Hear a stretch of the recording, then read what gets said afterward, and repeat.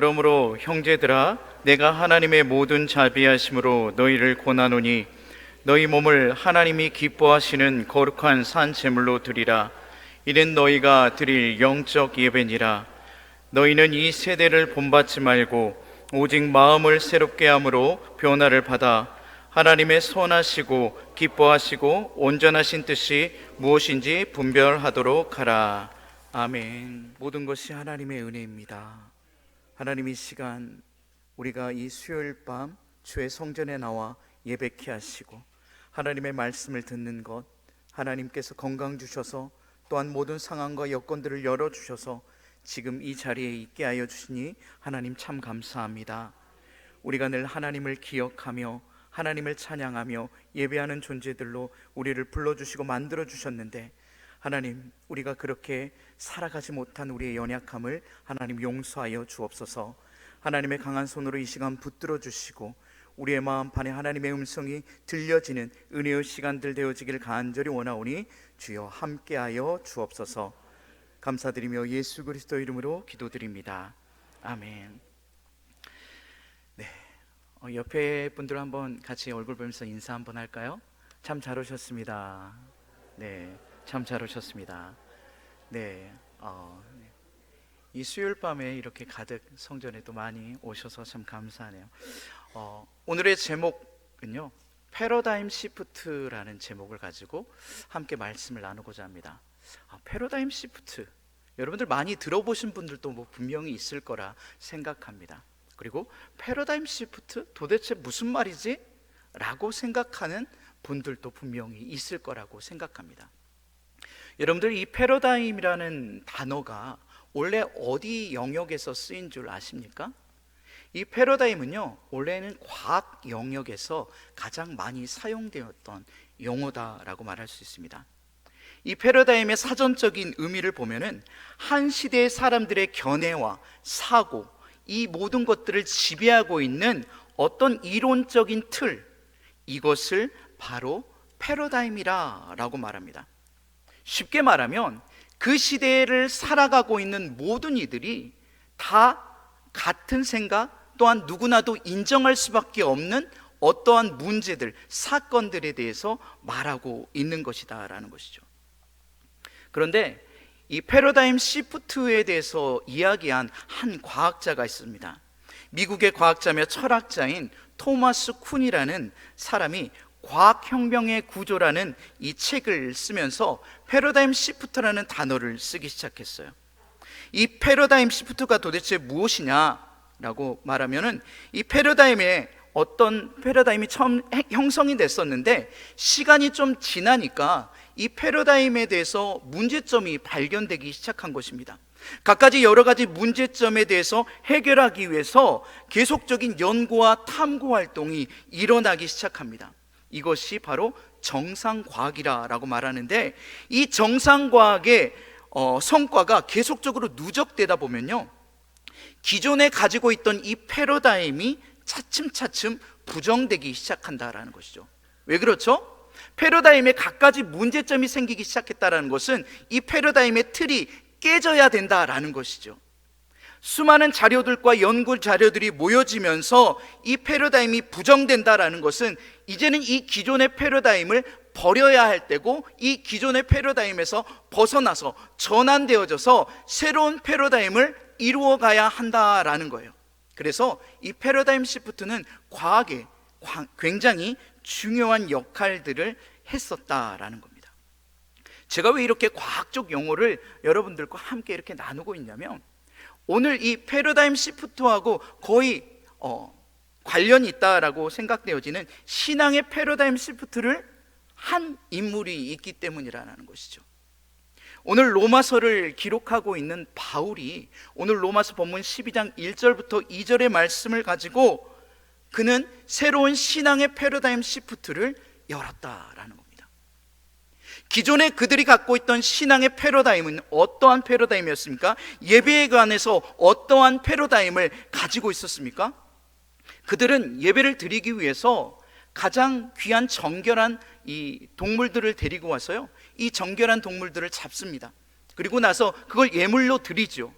예물로 드린 다음에 한 곳에서 모여서 하나님의 말씀을 듣습니다. 그것이 그 당시에 예배였다라는 것이죠. 그런데 바울이 그러한 상황 가운데 예배를 드리고 있는 모든 사람들에게, 즉 로마 교인들에게 이렇게 말합니다. 너희는 하나님, 너희 몸을 하나님이 기뻐하시는 거룩한 산 제물로 드리라 라고 말해요.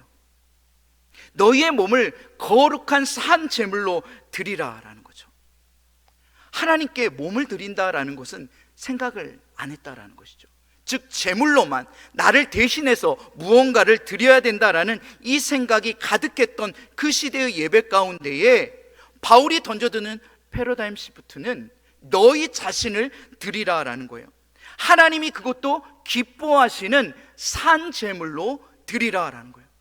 여러분들, 산 제물로 드리라니까 너무 끔찍하고 너무 무섭다라고 생각할 수 있습니다.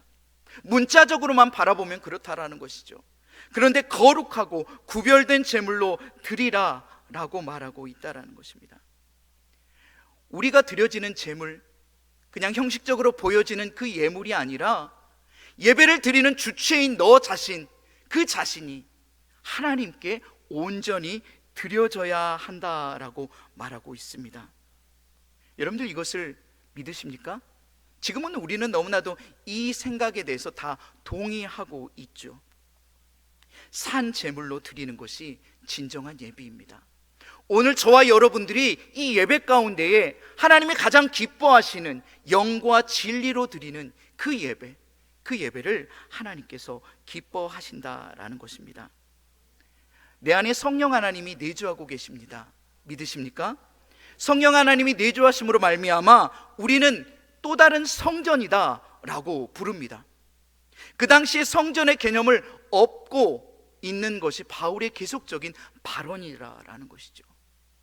너희가 생각하는 성전, 그냥 눈에 보이는 성전이 아니라 너 자신이 하나님이 거주하는, 성령 하나님이 거주하는 성전처럼 여기라 라고 말하고 있다라는 것입니다. 그러면서 너 자신이 하나님께 온전히 드려지는 제물로, 영적인 예배로 드려야 할 존재들임을 말씀하고 있다라는 것입니다. 그래서 수많은 사람들이 이 바울의 말을 듣고 충격받았다라는 것이죠. 예배는 이렇게 드리는 것이구나. 우리가 보여지는 이런 예물로 말씀을 읽는 그런 어떤 틀에 의해서 드려지는 것이 아니라 나 자신이 하나님께 온전히 드려져야 되는 것이구나 라고 이 패러다임 시프트, 즉 신앙의 패러다임 시프트가 그들 가운데에 일어나기 시작했다라는 거예요. 그리고 변화되기 시작했습니다. 성전의 개념도 바뀌게 됐다라는 거예요. 여러분들, 유대인들은요 성전에 관해서 어떻게 생각하고 있었습니까? 성전에서 하나님의 임재가, 하나님의 뜨거운 임재가 그곳에서만 마치 벌어지는 것처럼 생각하며 신앙생활 했다라는 것입니다. 이러한 유대인들과 비슷한 패러다임, 신앙의 패러다임을 갖고 있는 여러분들이 있습니다. 어떤 패러다임입니까? 여러분들은 이 성전에서 기도를 드리죠. 기도를 드릴 때에 왜 이곳에서 뭔가가 더 간절한 기도를 드리는 것입니까?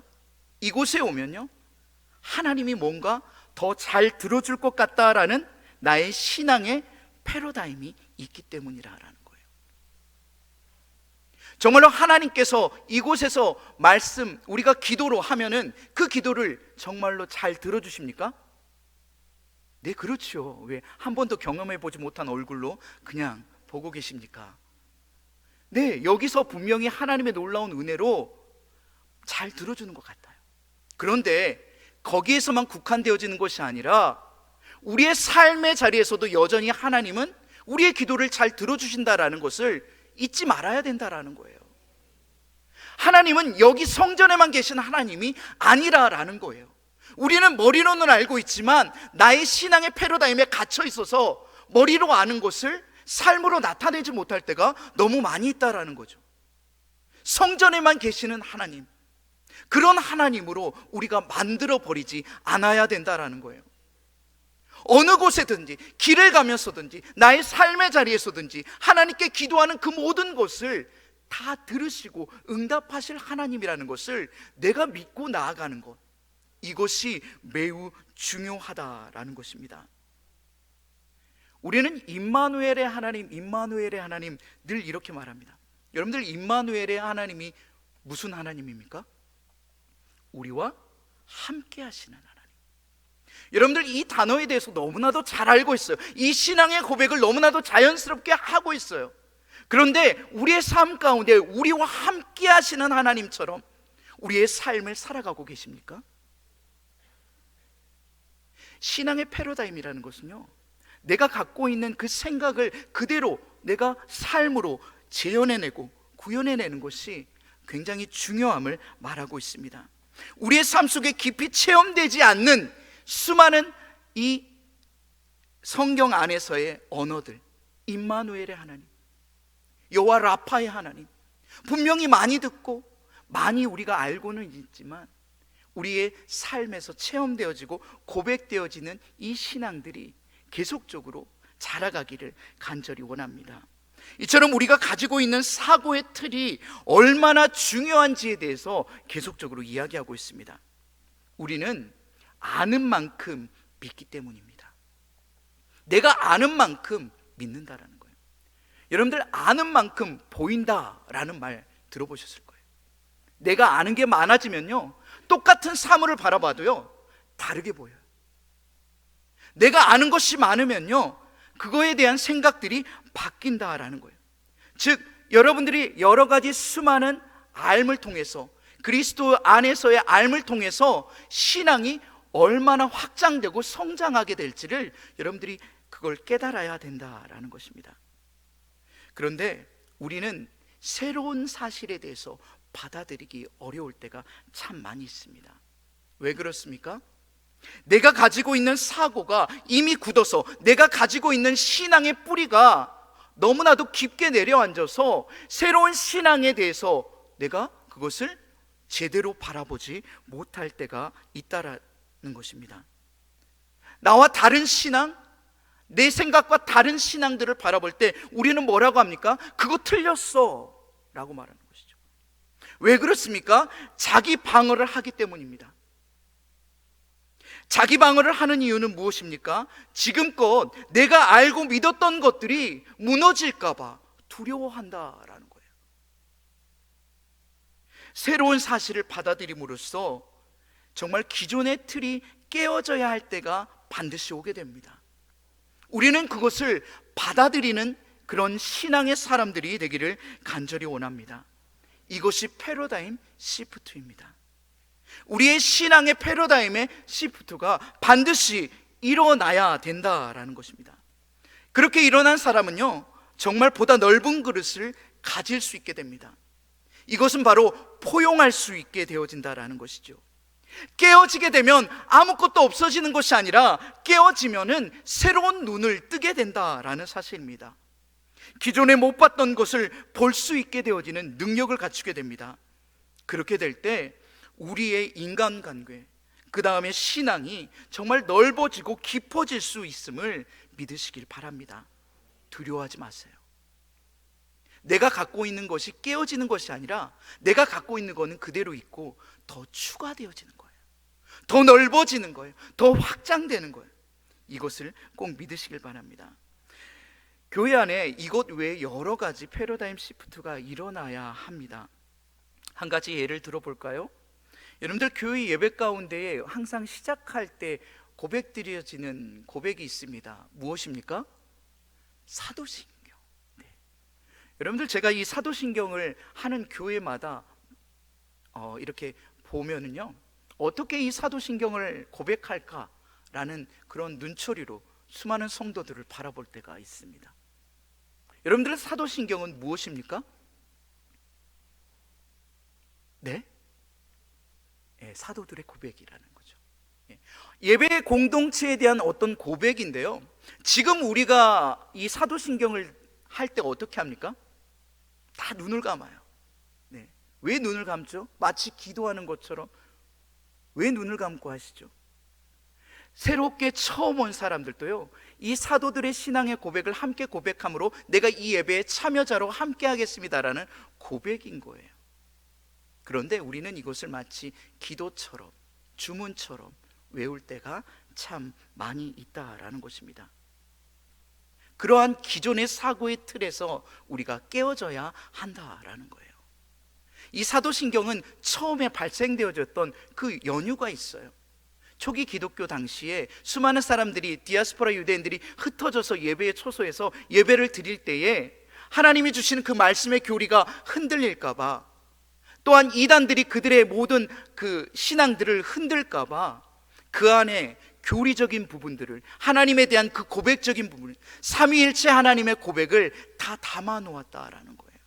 그래서 그 예배에 참여하는 모든 이들이 이 사도신경을 함께 고백함으로 인해 나는 이렇게 함께 고백하는 하나님을 믿습니다, 그 하나님이 나의 하나님임을 내가 고백하며 예배합니다 라고 드려지는 고백이다라는 거예요.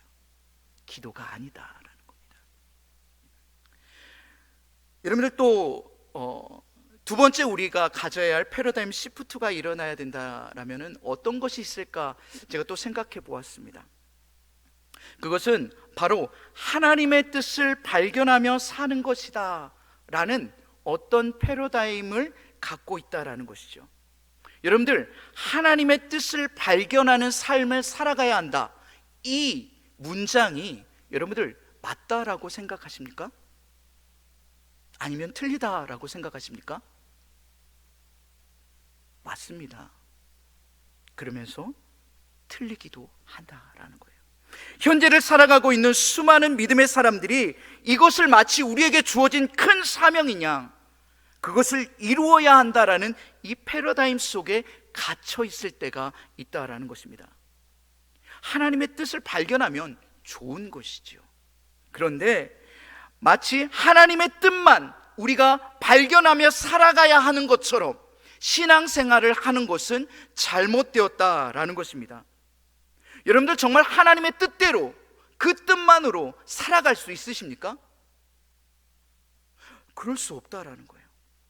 그러면 그렇게 살지 못하는 우리는 실패한 신앙인입니까? 아니라는 사실입니다. 모두가 물론 하나님의 뜻과 나의 뜻이 일치가 되어진다면 이보다도 더 좋을 것은 없을 것입니다. 그러나 하나님의 뜻을 따르지 않더라도 하나님께서 그것을 가지고 우리에게 뭐라 말씀하실 분은 아니라는 사실을 믿으시길 바랍니다. 이 하나님의 뜻대로 살아가야 한다는 신념에는 커다란 오류가 있습니다. 성경적이지 않다라는 거예요. 놀라셨습니까? 하나님의 뜻대로 살아가는 것이 왜 성경적이지 않을까? 어떻게 삶에서 하나님의 뜻을 찾아 살아가는 것이 성경적이지 않냐라고 저한테 반문하실 수도 있을 겁니다. 그러나 성경 어느 곳을 찾아보아도 우리가 하나님의 뜻을 찾아야 한다라는 말은 없다라는 것입니다. 그렇다면 도대체 이 말은 왜 나오게 되었을까요? 모든 일을 함에 있어서 우리는 하나님의 뜻이냐 아니냐라는 의미로 이것을 접근하는 그 접근법이 잘못되었기 때문입니다. 성경은 그것을 말하는 것이 아닌 삶에서 작은 것 하나라도 하나님께 기도하고 묻고 또 묻는 이 행위를 이야기하고 있을 뿐이라는 거예요. 하나님의 뜻대로 살아가고자 하는 것이 아니라 하나님, 이렇게 하는 것이 맞아요? 저렇게 하는 것이 맞아요? 라고 묻는 그 행위 자체가 중요하지, 그 뜻을 쫓아 살아가고자 발버둥 치는 것이 아니다라는 것입니다.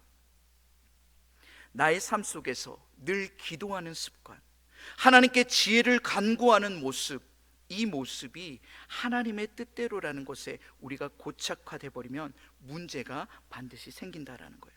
이것을 해야 한다라는 의무감 속에 사로잡히게 된다라는 거예요.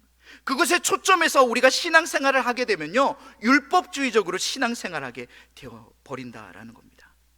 여러분들, 율법주의가 무엇입니까?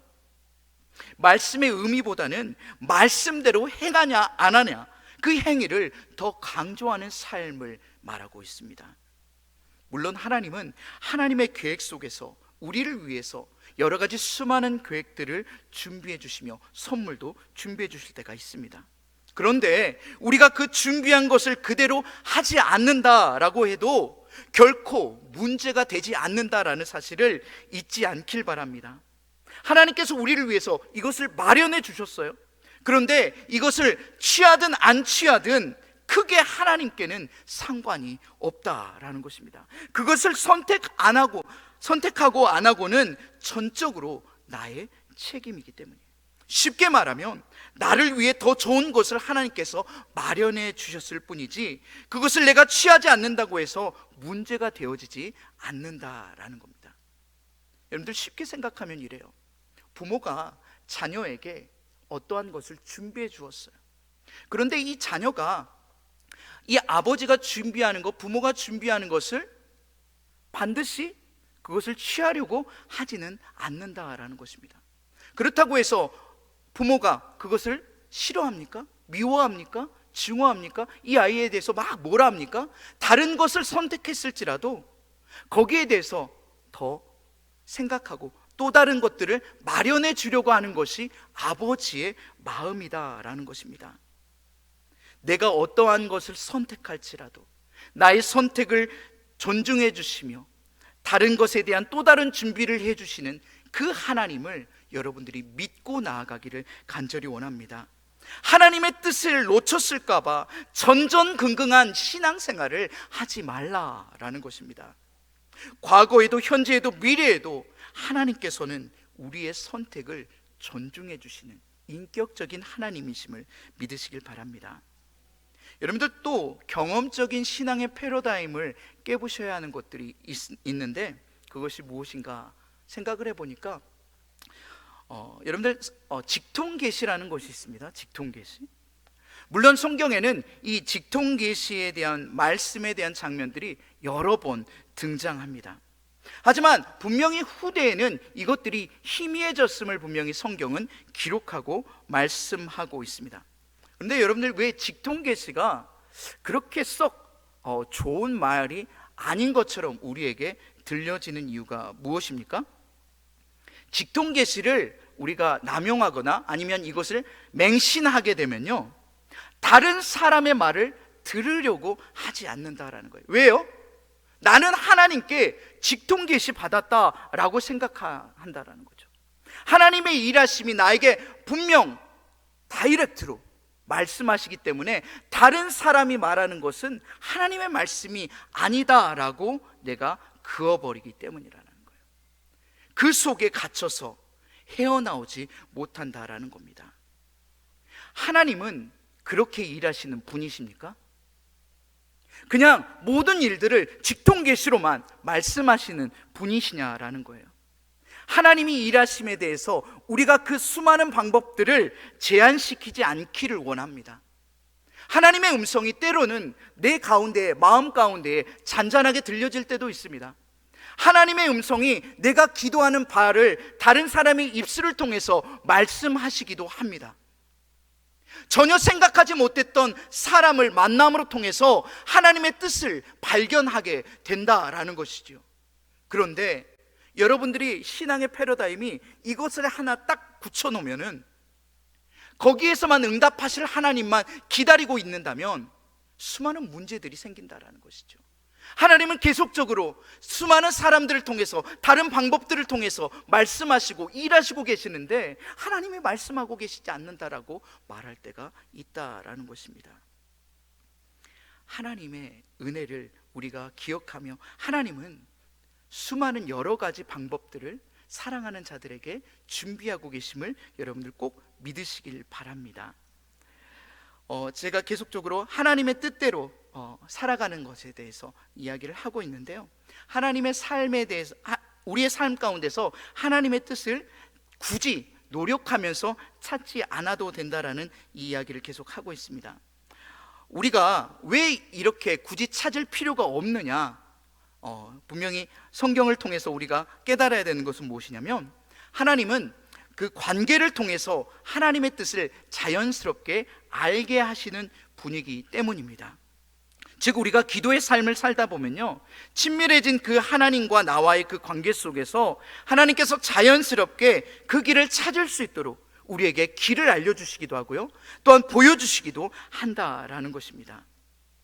이렇게 하나님은 인격적인 하나님이시며 우리가 필사적으로 노력하지 않는다 할지라도 하나님은 그것을 친히 자신의 뜻을 나타내시는 분임을 꼭 믿고 나아가길 간절히 원합니다. 데살로니가 5장 24절에는요 이런 말씀이 있는데 제가 읽어드리도록 하겠습니다. 너희를 부르시는 이는 미쁘시니 그가 또한 이루시리라. 또 빌립보서 2장 13절의 말씀인데요, 제가 읽어드리겠습니다. 너희 안에서 행하시는 이는 하나님이시니 자기의 기쁘신 뜻을 위하여 너희에게 소원을 두고 행하게 하시나니. 아멘. 하나님의 뜻을 찾아야 한다는 패러다임에 갇혀있지 않길 원합니다. 제가 방금 읽어드렸던 이 말씀 가운데서 너희를 부르시는 이는 미쁘시니 그가 이루시겠다 말, 너희 안에 행하시는 이가 너희에게 소원을 두고 하나님의 그 뜻을 행하게 하시겠다라고 말씀하고 있는 본문을 제가 읽어드렸다라는 거예요. 우리가 하나님의 뜻대로만 살아가야 된다라는 부담감을 안고 살지 않기를 원합니다. 어떻게 하면 하나님의 뜻을 쫓아 살 수 있을까? 어떻게 하면 하나님의 뜻에 맞춰서 살 수 있을까? 이렇게 전전긍긍하지 말고 내 마음에 소원을 두고 일하실 그 하나님을 기대하며 하나님과의 그 관계를 계속적으로 쌓아가시기를 간절히 원합니다. 하나님께서 우리에게 길을 열어주실 것입니다. 하나님의 일하심을 우리를 통해서 보여주신다라는 겁니다. 데살로니가 전서 5장 16절에서부터 18절에 보면요, 우리가 너무나도 잘 아는 말씀인데 이러한 말씀이 있습니다. 제가 읽어드리겠습니다. 항상 기뻐하라, 쉬지 말고 기도하라, 범사에 감사하라. 이것이 그리스도 예수 안에서 너희를 향하신 하나님의 뜻이니라. 아멘. 우리를 향한 하나님의 뜻은요, 기뻐하는 거예요. 항상 기도하는 거예요. 범사에 감사하는 거. 이것이 무엇입니까? 주 예수 그리스도 안에서 기뻐하는 것이며 주 예수 그리스도 안에서 관계를 계속 쌓아가는 기도를 하는 것이며 주 예수 안에서 늘 감사의 제목이 끊이지 않아야 된다라는 것입니다. 우리는 수많은 패러다임 속에 갇혀서 살고 있습니다. 여러분들이 가지고 있는 수많은 신앙의 패러다임은 무엇입니까? 그리고 패러다임의 신앙의 그 전환점이 일어나야 된다면 무엇으로 바뀌어야 하겠습니까? 여러분들이 생각하시고 또한 그 신앙 가운데서 그것을 끊임없이 또한 찾고 더 넓게 받아들이는, 수용하는 우리 모든 성도님들 되길 간절히 원합니다. 예수님께서 오셔서요, 그 당시에 있는 수많은 유대인들의 패러다임을 깨부셨어요. 우리 역시 우리 안에 가지고 있는 성경적이지 않는 패러다임을 깨고 온전하게 진정한 그리스도인으로서, 성도로서 넓고 유연한 사고를 가질 수 있는 우리 모든 성도님들 되기를 간절히 원합니다. 기존의 것이 깨어질 것에 대한 두려움으로 벌벌벌 떨지 않길 원합니다. 깨어지고 다시 세워가실 그 하나님을 기대하며 나아가는 우리 모든 성도님들 되기를 간절히 축원합니다. 기도하시겠습니다. 참 좋으신 하나님 아버지, 오늘 이 시간 우리가 말씀을 들었습니다. 내 신앙에 나도 모르게 성경적이지 않는 부분들이 자리 잡혀 있는지 이 시간 우리가 되돌아보기를 간절히 원합니다. 참된 예배의 목적성을 두고 하나님, 우리가 예배를 드려야 하는데 내가 원하는 방식, 내가 원하는 분위기에 도취되어서 예배를 또한 드리고 있지는 않는지 되돌아보게 하여 주옵소서. 하나님께서 받으시는 예배는 영과 진리로 드리는 예배입니다.